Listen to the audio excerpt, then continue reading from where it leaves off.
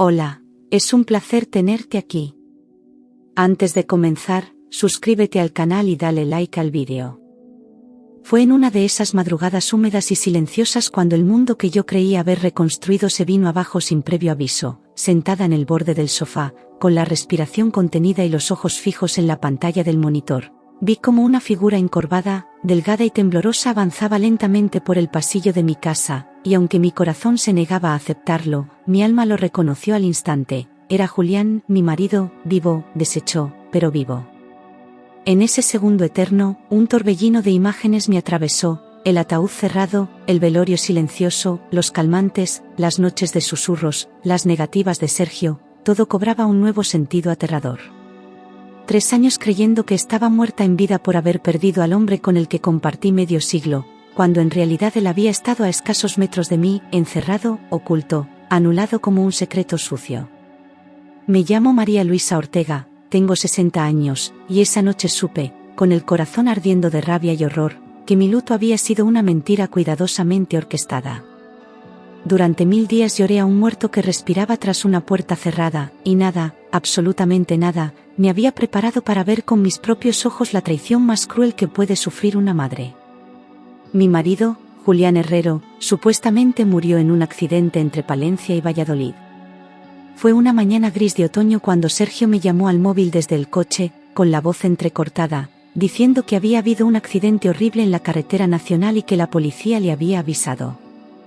Recuerdo que el suelo pareció abrirse bajo mis pies, y el nombre de Julián flotaba entre sirenas, cristales rotos y un silencio mortal. Aquel trayecto, que hacía cada semana por trabajo, se convirtió de pronto en su tumba improvisada. Las noticias hablaban de un choque brutal con un camión y un coche reducido a chatarra, sin supervivientes. Y yo, paralizada, solo podía repetir en voz baja que no podía ser él, que no tenía sentido, que algo no encajaba. Aquel día, fue mi hijo Sergio quien recibió la llamada del hospital. Me dijo que fue un número desconocido, que le hablaron con tono urgente desde el Hospital Clínico de Valladolid, identificando a Julián como la supuesta víctima del siniestro. Aseguró que dieron su nombre completo, que llevaba su cartera con la documentación intacta, aunque el cuerpo estaba destrozado. Todo ocurrió tan deprisa, tan sin margen para dudar, que no tuve tiempo de preguntar nada. Simplemente me derrumbé en la cocina, con el teléfono en la mano y un nudo en la garganta imposible de tragar. Llegó a casa desencajado, pálido y sin poder mirarme a los ojos. Abrí la puerta y vi a mi hijo transformado en una sombra de sí mismo, con las manos temblorosas y la mirada clavada en el suelo como si llevara el peso del mundo en la espalda. No me abrazó, no me dijo mamá, no lloró, solo me pasó una hoja doblada, un supuesto informe médico, y entró en silencio. Intenté encontrar en su rostro algún rastro de consuelo, pero había algo en el que me incomodaba, algo rígido, contenido, casi forzado. Pensé que era el dolor, que el impacto lo había dejado en shock, y no quise presionar. Me dijo que el cuerpo de Julián estaba irreconocible y en estado crítico. Sergio explicó que, aunque los documentos confirmaban su identidad, el estado físico del cadáver era tan severo que no recomendaban una identificación visual. Añadió que el médico le había dicho que ni siquiera él había podido soportar la visión completa del cuerpo. Le pregunté si estaba seguro, si no se trataba de otro hombre, pero negó con firmeza, insistiendo en que no había lugar para dudas. Me dijo que el coche y los objetos encontrados dentro también confirmaban que era Julián. Yo, entre lágrimas y confusión, no tenía fuerzas para cuestionarlo. Añadió que los médicos aconsejaban no abrir el saco mortuorio, por motivos emocionales irreversibles. Aquella frase se me quedó grabada como una sentencia final, como si abrir esa bolsa fuera cruzar un umbral del que no se podía volver. Sergio fue tajante, me lo repitió 2 veces, que debía quedarme con el recuerdo de Julián con vida, no con la imagen irreconocible de su cadáver. Usó un tono protector, casi paternal, como si él fuera el adulto y yo la frágil. Me sentí anulada, sin derecho a decidir, como una figura decorativa en medio de una tragedia que no controlaba. Acepté sin protestar, porque el dolor era demasiado grande como para pensar con claridad. Yo estaba en shock, y confié en él sin cuestionar nada. Durante esos días me movía como un autómata, firmaba papeles, respondía llamadas, tomaba pastillas para dormir, y todo lo hacía porque Sergio me lo indicaba. Mi mente flotaba en una niebla espesa de dolor, incapaz de distinguir la verdad de la mentira. Sergio era mi único sostén, mi única voz entre tanto caos, y me aferré a él con los ojos cerrados. Nunca imaginé que precisamente él era quien sostenía la farsa con tanto pulso. Mirando atrás, me cuesta aceptar lo fácil que fue manipularme. Sergio organizó el velorio de inmediato, sin dejarme participar en los trámites. Me dijo que quería ahorrarme sufrimientos, que era mejor no ver nada, no enfrentarme al papeleo, que él se encargaría de todo como buen hijo. En menos de 24 horas ya había una fecha, un lugar, un ataúd pagado y flores contratadas. Apenas me dejaron elegir la ropa que supuestamente vestiría Julián dentro del cajón. Me pareció todo tan rápido, tan eficiente, que lo interpreté como una señal de amor. Nunca imaginé que era una estrategia para no dejar cabos sueltos. La funeraria trajo un ataúd cerrado, alegando motivos sanitarios. 2 hombres uniformados entraron con rostro serio, cargando aquel ataúd de madera oscura como si transportaran una bomba a punto de estallar. Dijeron que no era posible abrirlo por protocolos médicos, que el estado del cuerpo era incompatible con una despedida tradicional. Yo asentí, con el alma hecha pedazos, y acepté la explicación sin exigir más. Nadie me dio un documento oficial, nadie me mostró una foto, solo palabras, gestos, y un silencio demasiado denso. Y ahí, frente a todos, comenzó mi duelo por un cuerpo que jamás vi. Recuerdo haber llorado frente a ese ataúd sin poder despedirme. Me senté sola, delante del féretro, con las manos entrelazadas y los ojos secos de tanto llorar, intentando recordar la última vez que besé a Julián, su voz al salir de casa, su aroma. Me parecía tan cruel no haber podido verle una última vez, no haberle tocado el rostro, no haber confirmado que era él quien descansaba allí. Cada lágrima caía cargada de impotencia, de preguntas sin respuesta, de una ausencia que no sabía cómo aceptar. Los asistentes hablaban en voz baja, me abrazaban, pero yo no escuchaba a nadie. Solo deseaba que todo fuera un mal sueño del que pronto despertaría. Después del entierro, mi casa quedó silenciosa, demasiado silenciosa. El vacío que dejó Julián no era solo emocional, era físico, tangible, como si los muros hubieran absorbido su ausencia y la amplificaran en cada rincón. Los relojes sonaban más fuerte, las puertas crujían con más eco, y hasta mi respiración parecía un ruido fuera de lugar. Me movía por la casa como un fantasma, sin rumbo, sin voz, mirando las cosas de siempre que ahora parecían ajenas. El silencio me perseguía incluso al dormir, como si la casa misma se negara a aceptar su nueva condición. A veces me sorprendía hablándole al aire, esperando oír su respuesta desde algún rincón del pasado, pero a los pocos días, empecé a escuchar pasos pesados en el pasillo cada madrugada. Al principio creí que eran sueños, que el dolor me estaba jugando malas pasadas, pero las pisadas eran nítidas, lentas, como si alguien caminara arrastrando los pies. Siempre a la misma hora, entre la oscuridad y el murmullo del viento, los pasos surgían desde el final del pasillo y se detenían justo frente a mi puerta. Me quedaba quieta, con el corazón galopando en el pecho, intentando encontrar una explicación racional. No podía ser un vecino, no podía ser mi mente, era demasiado preciso, demasiado real. Cada noche se repetía el mismo ritual, como una presencia que no se resignaba a irse. A las 2, todos los días, escuchaba la misma cadencia, 3 pasos, una pausa, otros 2. Era como un código secreto, como una señal que alguien quisiera grabar en mi mente una y otra vez, sin tregua. El ritmo era exacto, repetido al milímetro, y no importaba si dejaba luces encendidas o si ponía música, los pasos seguían ahí, firmes, inevitables. Algunas noches me atrevía a levantarme y abrir la puerta, pero no había nadie, solo el pasillo oscuro y esa sensación helada que me recorría la espalda. Empecé a temer la madrugada como si fuera un castigo, una condena que no entendía. Y cada día, a las 2 en punto, me preparaba para volver a escuchar la misma coreografía invisible. Después venía una tos profunda, idéntica a la de Julián. Esa tos seca, arrastrada, que le acompañaba cada invierno desde hacía años, ahora retumbaba entre las paredes como una burla macabra.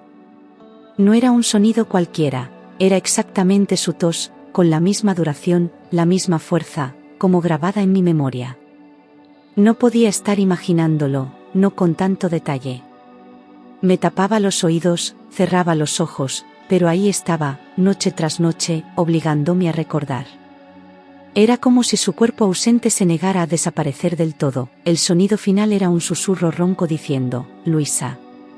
Al oírlo por primera vez, creí que el alma se me salía del cuerpo. Esa voz rota, gastada, que decía mi nombre con tanto peso, me hizo gritar sin pensarlo.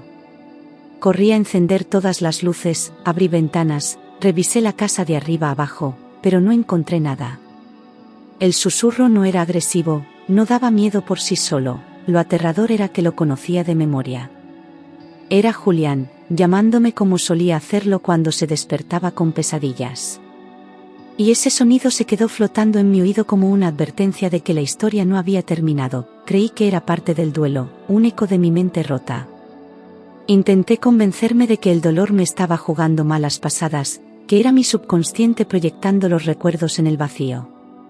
Busqué libros sobre duelos traumáticos, leí artículos sobre alucinaciones auditivas, hablé con una psicóloga por teléfono. Me repetí a mí misma que era normal, que pasaría, que era parte del proceso. Pero había una parte de mí que no se calmaba, que insistía en que lo que estaba oyendo no era producto de la mente, sino de la realidad. Una verdad que se resistía a ser enterrada. Mis hermanas decían que era luto prolongado y que necesitaba terapia. Me hablaron con dulzura, con paciencia, como quien cuida a una enferma frágil y confundida, sin saber que lo que yo vivía cada noche era más nítido que cualquier recuerdo. Me recomendaron médicos, pastillas, incluso una casa de reposo, y yo fingí que las escuchaba. Sabía que lo hacían con amor, pero no entendían que yo no estaba delirando. Había una lógica cruel detrás de todo lo que ocurría. Lo que pasaba en esta casa no podía explicarse solo con tristeza, pero los sonidos eran demasiado claros, demasiado reales. Cada crujido, cada paso, cada murmullo coincidía con lo que conocía de Julián como si alguien lo hubiese replicado con exactitud. No era un ruido aleatorio, no eran voces genéricas, eran sonidos cargados de historia, de detalles íntimos que solo yo podía reconocer. Empecé a dejar la puerta entreabierta, a sentarme en silencio, esperando cazarlos con más nitidez. Quería atraparlos, grabarlos, demostrar que no estaba perdiendo la cabeza. Era mi forma de resistirme a que la realidad me fuera arrebatada por el juicio ajeno. Una noche oí incluso el golpe suave que Julián daba al apoyarse en la pared. Ese sonido sordo, apenas un roce con los nudillos, era su costumbre cuando se levantaba de madrugada para ir al baño. Siempre lo hacía igual, con el mismo ritmo, como marcando su presencia para no asustarme. Escucharlo de nuevo me hizo llorar como una niña, porque era imposible que alguien más supiera hacerlo así. Me senté en el suelo del pasillo, temblando, con el corazón encogido, sabiendo que no era un error, que no podía ser coincidencia. Julián estaba ahí, o alguien lo estaba imitando demasiado bien. Empecé a dormir con la luz encendida, aterrada. La oscuridad se convirtió en mi peor enemiga, un pozo donde los sonidos se amplificaban y mi imaginación se desbordaba sin control. Dejar la lámpara encendida me daba una falsa sensación de seguridad, como si la luz pudiera protegerme de lo que fuera que caminaba por mi casa. Cada noche era una batalla entre el sueño y el miedo, entre cerrar los ojos o vigilar la puerta. Ya no descansaba, solo sobrevivía a cada amanecer. Y en mi pecho, el terror crecía como una hiedra imposible de arrancar. Cuando se lo conté a Sergio, frunció el ceño como si yo fuese un estorbo. Le hablé una mañana, con voz temblorosa pero decidida, esperando consuelo, apoyo o al menos preocupación, pero su reacción fue dura, seca, casi impaciente. Me miró como si le estuviera molestando con un capricho absurdo, como si mis palabras fueran un fastidio más que una llamada de auxilio. No hizo una sola pregunta, no quiso saber más detalles, simplemente se cruzó de brazos y suspiró. Por primera vez, sentí que algo en su mirada se había endurecido hasta volverse ajeno. Me dijo con frialdad que eran alucinaciones propias de la edad. Pronunció esas palabras con una mezcla de condescendencia y desprecio, como si mi mente ya no tuviera valor, como si todo lo que yo sentía pudiera descartarse con una etiqueta médica. Me dolió más que si me hubiese gritado, porque negó mi angustia sin pestañear. Me hizo sentir débil, inútil, como si estuviera perdiendo la razón sin darme cuenta. Intenté defenderme, pero él ya había cerrado los oídos, convencido de que yo era un problema, no una madre herida. A los días, apareció con calmantes recetados para mi bien. Me los dejó sobre la mesa de la cocina, junto con una nota del médico que jamás visité, diciendo que me ayudarían a dormir mejor, a no pensar tanto. Era una cajita blanca, discreta, con un nombre que no reconocí, pero que él aseguró que me haría bien. Intentó convencerme con palabras dulces, pero su mirada estaba vacía, como quien sigue un guión aprendido. No pregunté nada, no discutí, simplemente asentí con la cabeza, aunque por dentro ya empezaba a desconfiar. Empecé a tomarlos, pero los ruidos continuaban. Las primeras noches caí en un sueño profundo y sin sueños, pero al despertar, el peso en el pecho seguía ahí, y los sonidos regresaban como si nunca se hubieran ido. Era como si las pastillas adormecieran mi cuerpo pero no mi alma, que seguía escuchando, sintiendo, resistiendo. Cada madrugada, los pasos, la tos, el susurro, nada había cambiado. Me di cuenta de que el problema no estaba en mi cabeza. El horror seguía vivo, caminando por mi casa. Lo peor, las voces se volvieron más nítidas, ya no eran susurros vagos ni ecos lejanos, eran frases enteras, respiraciones entrecortadas, casi como si alguien hablara detrás de la pared. Escuchaba mi nombre, sollozos apagados, palabras sin sentido que poco a poco iban tomando forma. Una noche creí oír un «ayúdame» tan claro que me levanté de un salto y corrí hacia la puerta del pasillo. Pero como siempre, no había nadie. Solo ese aire espeso y frío que me envolvía como una advertencia muda. Empecé a buscar explicaciones racionales, pero todas me llevaban al mismo miedo. Me senté con una libreta, anoté horarios, detalles, posibles causas lógicas, cañerías, vecinos, corrientes de aire, mi propio subconsciente. Pero ninguna explicación resistía el análisis, todas terminaban chocando contra lo mismo, alguien estaba ahí. Y ese alguien conocía mi casa, mis horarios, mis miedos, cada rincón de mi rutina. La razón no me salvaba, solo confirmaba que algo terrible me estaba sucediendo. Y lo peor era saber que nadie más quería verlo. Pilar, mi vecina y amiga, sugirió instalar cámaras. Fue un día en que me vio pálida, con los ojos hundidos de no dormir y la voz quebrada de tanto callar. Le conté solo una parte, lo suficiente para que entendiera que necesitaba ayuda. Ella, siempre práctica, me dijo que si no confiaba en mi memoria, al menos confiara en lo que una cámara pudiera grabar. La idea me pareció extraña al principio, casi paranoica, pero al mismo tiempo, lógica. Si no podía convencer a los demás, al menos quería convencerme a mí misma. Hice eso en silencio, sin contarle a Sergio. No quería que lo supiera, no solo porque desconfiaba de su juicio, sino porque había algo en el que empezaba a inquietarme profundamente. Aproveché un día que salió temprano para trabajar y fui a una tienda de electrónica donde nadie me conocía.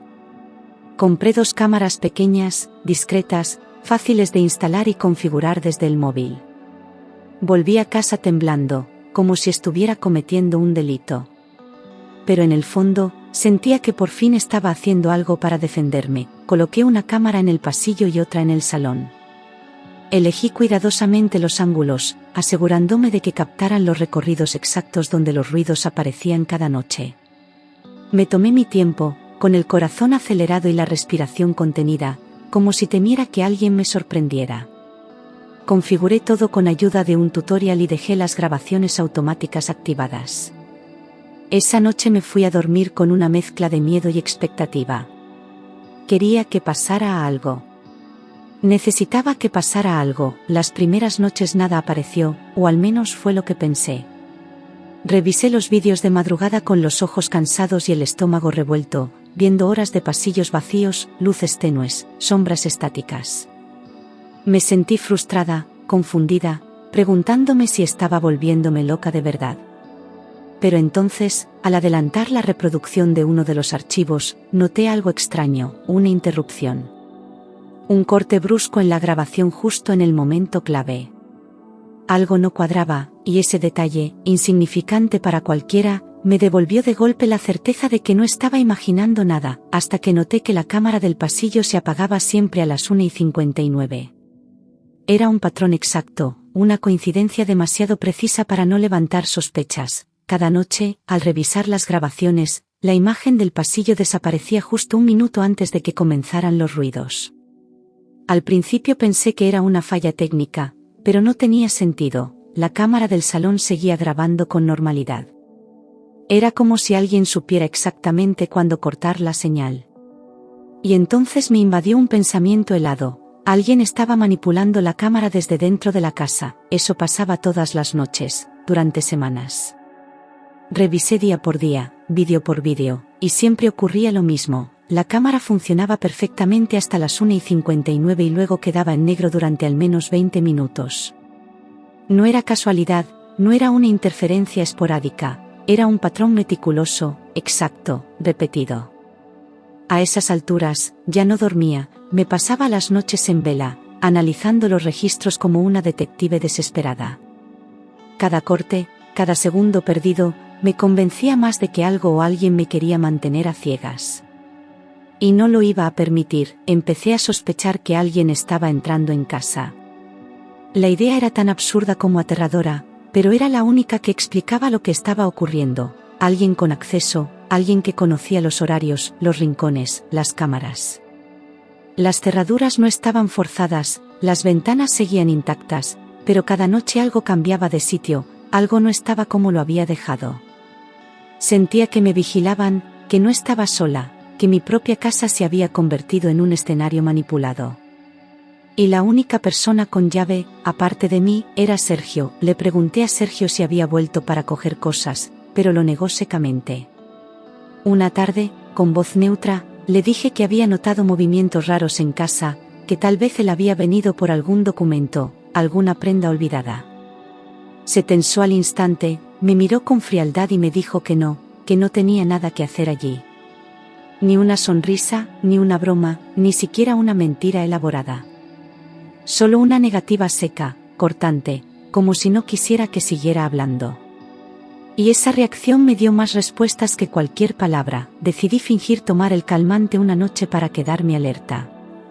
Esa noche preparé mi rutina con cuidado, serví la cena, tomé el vaso de agua delante de Sergio y dejé que me viera tragar el comprimido. Luego subí a mi habitación, esperé en silencio y, cuando estuve sola, lo escupí en el lavabo y lo dejé correr por el desagüe. Mi corazón latía con fuerza, no por miedo, sino por la certeza de que esa noche descubriría la verdad. Me senté en la oscuridad, con los ojos fijos en el monitor y los sentidos en vilo. En cuanto Sergio se fue, escupí la pastilla en el lavabo. El sonido del agua arrastrando el polvo blanco por la tubería me dio una extraña sensación de liberación, como si por fin estuviera rompiendo el ciclo de dependencia en el que me había atrapado. Cerré la puerta con llave, bajé las luces y esperé, tensa, con las manos heladas y la espalda rígida. Sabía que algo iba a pasar, lo presentía en la piel, en los oídos, en los huesos. Y esta vez, iba a estar completamente despierta para verlo. A las 2, me senté en el salón observando el monitor. La pantalla temblaba ligeramente con la señal nocturna, todo en tonos grises y negros, como una pesadilla en cámara lenta. Sentía el zumbido del silencio colarse por las paredes mientras el reloj avanzaba hacia la hora maldita. Cada segundo era una gota espesa cayendo en un vaso ya desbordado de ansiedad. No pestañeaba, no me movía, solo respiraba con esfuerzo, esperando esa secuencia conocida. Y entonces, puntualmente, comenzaron los pasos. Cuando los pasos sonaron, mi cuerpo entero se congeló. Eran exactamente como siempre, 3 pasos, pausa, 2 más, y luego, esa tos profunda que me rompía el alma. Pero esta vez no era solo sonido. En la pantalla del monitor, la imagen empezó a distorsionarse, como si algo estuviera interfiriendo. Parpadeé, acercándome, y vi claramente una silueta entrando al pasillo, tambaleante, descompuesta, pero humana. No era un espectro. No era un recuerdo. Era alguien real caminando dentro de mi casa. La pantalla parpadeó, alguien había entrado en el pasillo. Durante unos segundos, creí que el aparato fallaba otra vez, pero entonces la figura se movió, lenta y pesada, arrastrando los pies con dificultad. No era una alucinación, estaba viendo cada paso, cada movimiento. Su cuerpo parecía vencido, como si no pudiera sostenerse, y la cabeza colgaba hacia adelante. La cámara enfocó mejor, y vi algo que me dejó sin aire. Esa silueta no era desconocida. Era Julián, se acercaba lentamente, con pasos arrastrados. Su cuerpo estaba más delgado, encorvado, como si le hubieran robado la fuerza y los años se le hubieran pegado de golpe a los huesos. Llevaba ropa vieja, sucia, colgando del cuerpo como un trapo, y su caminar era el de un hombre vencido por la vida. Su boca estaba tapada con algo, un trapo atado por detrás de la cabeza que le impedía hablar o gritar. Me llevé la mano a la boca para no chillar. Porque lo más doloroso no fue verle así. Fue ver que no estaba solo, el rostro de Julián apenas era reconocible, pero su forma de caminar, el temblor de sus manos, la manera en que giró la cabeza buscando algo, todo gritaba que era él. Lo vi alzar la mirada con dificultad, con unos ojos vacíos, desconectados de la realidad, como si estuviera atrapado en otra dimensión. Llevaba meses, quizás años, en ese estado, y lo peor era que su cuerpo aún intentaba avanzar, resistirse, aferrarse a algo. Cada paso suyo me desgarraba el alma, porque ese no era el hombre que conocí, era un eco roto de él. Y entonces, desde un rincón de la imagen, apareció Sergio. Estaba justo detrás, en silencio, con el rostro tenso y los ojos oscuros, como si llevara semanas vigilando a una criatura salvaje. Tenía una mano apoyada en el hombro de Julián y con la otra sostenía una linterna, que apuntaba al suelo. No le hablaba con cariño, no lo guiaba con paciencia, lo empujaba, con impaciencia, como si fuera un objeto que estorbaba. De su boca salió una frase baja, cargada de rabia: «Venga, entra ya». Fue entonces cuando lo comprendí todo, no era un accidente. Nunca lo fue. Sergio dirigió a Julián hacia el fondo del pasillo, justo hacia la puerta que siempre mantenía cerrada con llave. Durante años había dicho que era solo un trastero, un depósito de herramientas y cajas viejas, y yo, ingenua, nunca insistí en entrar.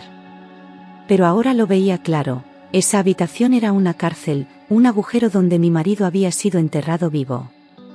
Me ardía la piel al imaginar cuánto tiempo había pasado ahí dentro, solo, dopado, atado, abandonado por su propio hijo.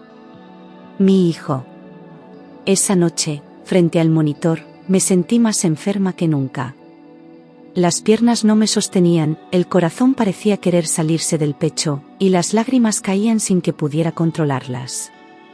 Cada segundo de vídeo era una puñalada directa a todos los recuerdos que guardaba de Sergio de niño, de su sonrisa, de sus abrazos, de las veces que me decía que me quería.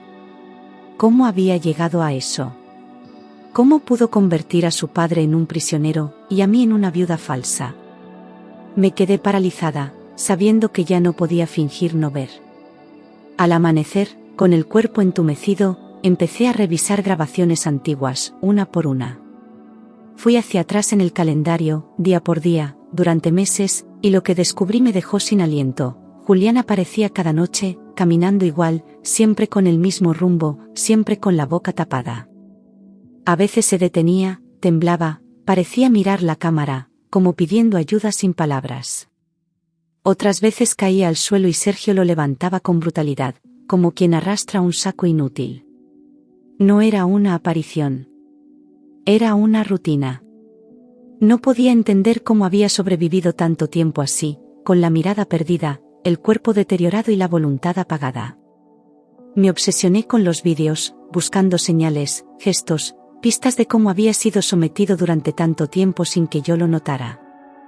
El tiempo que pasé llorando un ataúd vacío, él lo pasaba encerrado a metros de mí, respirando el mismo aire, sufriendo en silencio. Y la culpabilidad empezó a envenenarme desde dentro, como si yo también hubiera formado parte de ese crimen. Porque yo lo creí muerto. Empecé a unir piezas que antes me parecían insignificantes, los documentos que nunca vi, las firmas que no me dejaron comprobar, el funeral tan rápido, la insistencia de Sergio en tomar el control de todo. Recordé las veces que quiso que me mudara, que vendiéramos la casa, que viajara a vivir con una de mis hermanas. Me decía que era por mi salud, pero ahora entendía que solo quería alejarme del secreto que ocultaba tras esa puerta. Y la rabia, al fin, superó al miedo. Ya no iba a callar más. Llamé a Pilar esa misma tarde y, sin darle demasiadas explicaciones, le pedí ayuda. Ella vino en menos de 20 minutos, con el rostro preocupado y una fuerza en la voz que me sostuvo cuando ya no me quedaba valor. Le mostré el vídeo, le conté lo esencial, y aunque no dijo una palabra al principio, su mirada se transformó en algo duro, decidido. No me preguntó si estaba segura. Solo me dijo, vamos a sacarlo de ahí. Y por primera vez, sentí que no estaba sola. Esperamos a que Sergio saliera para el trabajo al día siguiente, como siempre hacía, sin sospechar nada. Yo ya había preparado las herramientas, un martillo, un destornillador, unas tenazas viejas, todo lo que encontré que pudiera servir para abrir esa puerta. Cuando Pilar y yo nos plantamos frente al cerrojo, nos miramos en silencio, sabiendo que al otro lado había una verdad insoportable. Y al primer golpe, el corazón me dio un vuelco. Era el sonido de la verdad rompiendo el encierro. Los primeros golpes fueron secos, sordos, pero a la tercera embestida, el marco de la puerta crujió como si supiera que su tiempo había terminado. Pilar sostenía la linterna y yo martilleaba sin pensar, sin miedo, con una rabia que me temblaba en los brazos. Cuando el primer candado cedió, solté un grito ahogado. Aún quedaban dos más, gruesos, nuevos, fríos como la traición. Nos turnamos sin hablar, las dos sudando, jadeando, hasta que la última traba cayó al suelo con un chasquido metálico. Y entonces, abrimos la puerta. Un aire denso, viciado, golpeó nuestros rostros como una bofetada de años podridos. Era un olor que no se podía describir con palabras comunes: humedad, encierro, piel y tiempo atrapados. La luz tembló al penetrar en el cuarto, revelando poco a poco las paredes desnudas, las mantas viejas en el suelo, los cubos vacíos, y allí, en un rincón, él. Julián estaba sentado, o mejor dicho, derrumbado, con la cabeza apoyada en la pared, los ojos entreabiertos y el cuerpo reducido a un esqueleto vivo. Fue como encontrar un fantasma, pero que aún respiraba. Tardó unos segundos en reaccionar, como si no creyera lo que veía, como si la realidad se le escapara entre los dedos. Cuando me reconoció, sus labios temblaron bajo la mordaza sucia que cubría su boca, y una lágrima resbaló lenta por su mejilla. Corrí hacia él, rompí los nudos con las manos desnudas, gritando su nombre una y otra vez mientras Pilar sujetaba su cuerpo para que no se desplomara. Estaba frío, deshidratado, con la piel pegada a los huesos y las muñecas llenas de marcas moradas. Aún así, me miró, y me reconoció. Sus ojos decían lo que su boca no podía: miedo, alivio, amor, un grito silencioso que me atravesó el pecho. No sabía cuánto tiempo había estado allí, ni cuántas veces había intentado llamarme sin éxito, pero entendí que cada paso, cada tos, cada susurro, era su manera de no rendirse. De decirme que seguía vivo. Pilar corrió a por agua mientras yo lo abrazaba con cuidado, repitiéndole que estaba a salvo, que ya nadie le haría daño. Y por dentro, el corazón me hervía de odio. Porque quien hizo eso tenía mi sangre. Llamamos a una ambulancia sin perder un segundo, y mientras esperábamos, lo cubrimos con mantas y tratamos de mantenerlo consciente.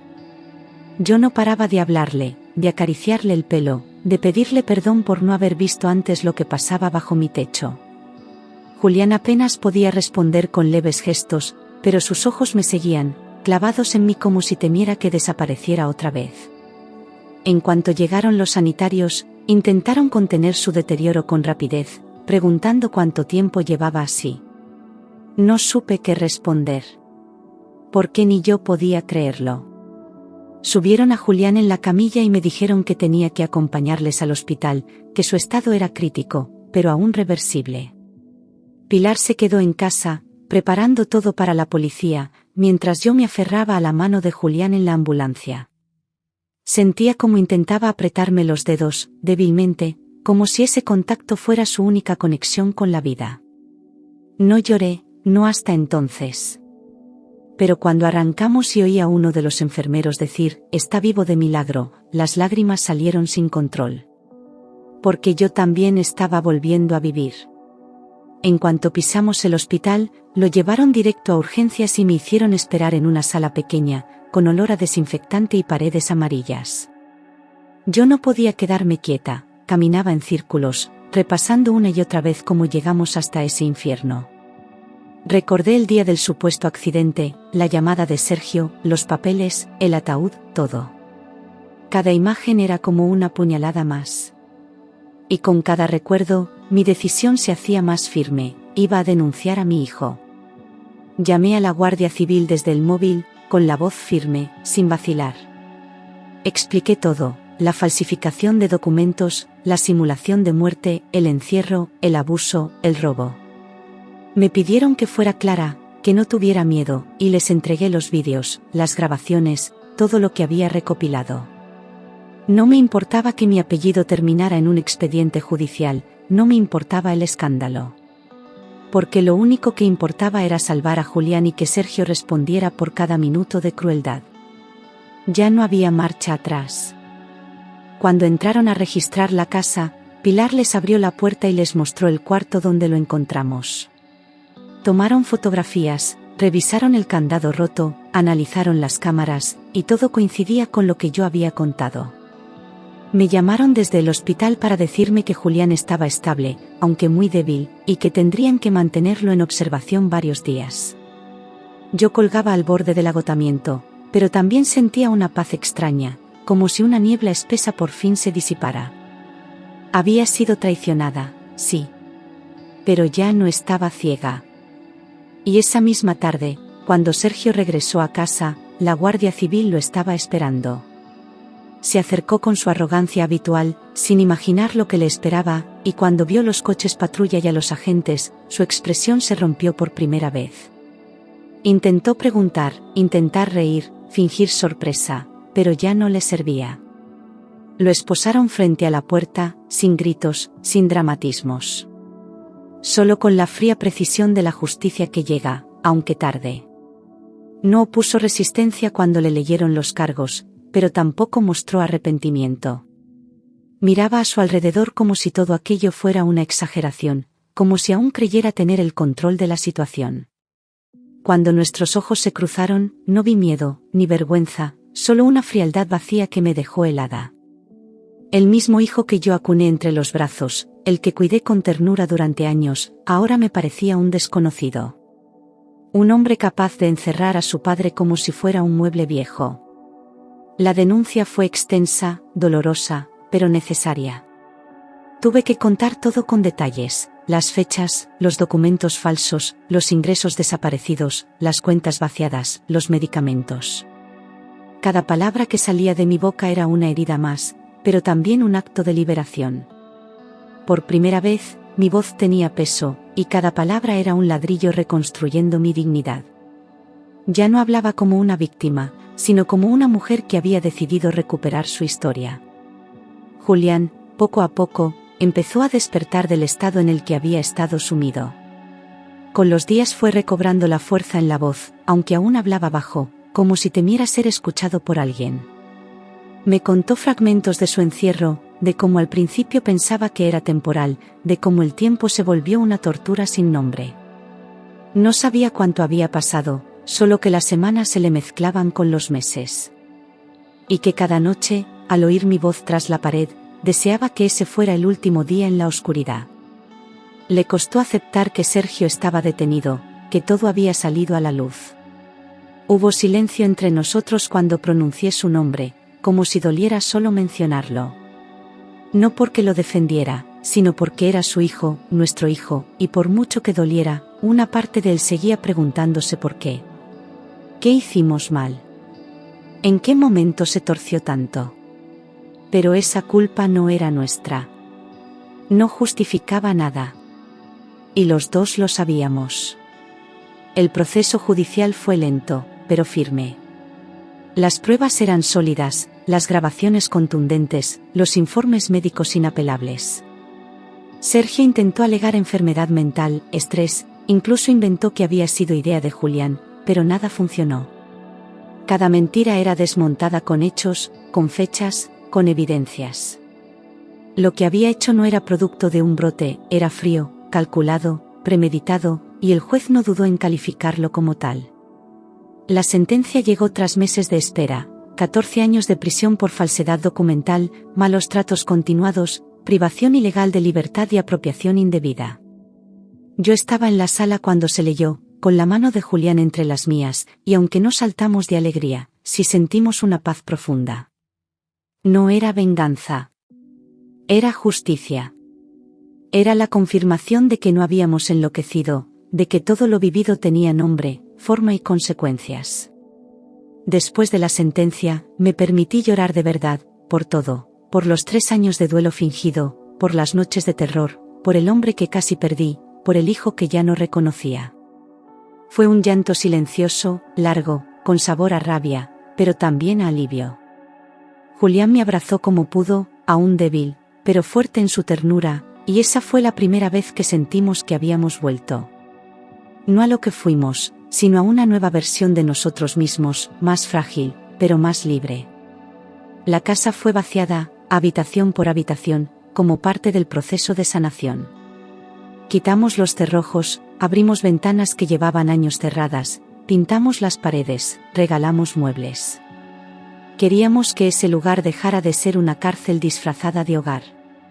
Cada cambio era una forma de romper con el pasado sin borrarlo, porque olvidar no era posible, pero transformarlo sí. Y en cada rincón, decidimos sembrar algo nuevo. Pilar siguió a nuestro lado durante todo el proceso, como una hermana más.